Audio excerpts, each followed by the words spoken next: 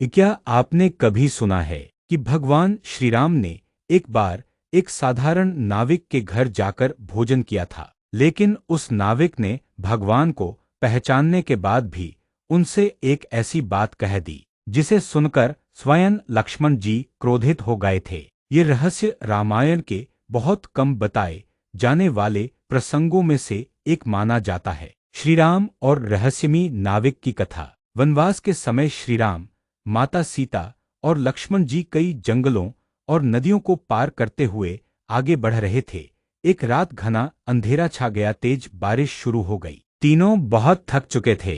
तभी उन्हें नदी किनारे एक छोटी सी झोपड़ी दिखाई दी। उस झोपड़ी में एक गरीब नाविक रहता था जिसका नाम माधव था। माधव भगवान श्रीराम का परम भक्त था, लेकिन उसने कभी राम जी को देखा नहीं था। दरवाजे पर दस्तक हुई। माधव ने दरवाजा खोला। सामने तीन साधारण वनवासी खड़े थे। श्रीराम ने विनम्र स्वर में कहा, भाई, क्या आज रात हमें यहाँ रुकने की जगह मिल सकती है? माधव तुरंत बोला, ये झोपड़ी मेरी नहीं, प्रभु की है, आप अंदर आइए। उसने उनके लिए सूखी लकड़ियों से आग जलाई और जो थोड़ा सा भोजन था वही प्रेम से परोस दिया। लेकिन जैसे ही माधव ने श्रीराम की आंखों में देखा, वो उसका मन अजीब भाव से भर गया। उसे लगा जैसे वह किसी साधारण मनुष्य के सामने नहीं खड़ा। रात को जब सब सो गए, माधव बाहर बैठकर सोचने लगा, इनके चेहरे पर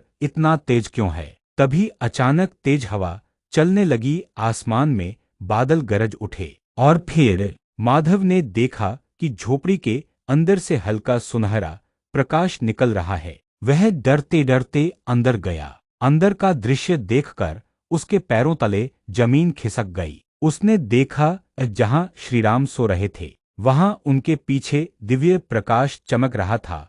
उनके शरीर से अद्भुत तेज निकल रहा था। माधव समझ गया, ये कोई साधारण मनुष्य नहीं। वह तुरंत श्रीराम के चरणों में गिर पड़ा। सुबह जब श्रीराम उठे तो माधव की आंखों में आंसू थे। लक्ष्मण जी ने पूछा, ये क्या हुआ?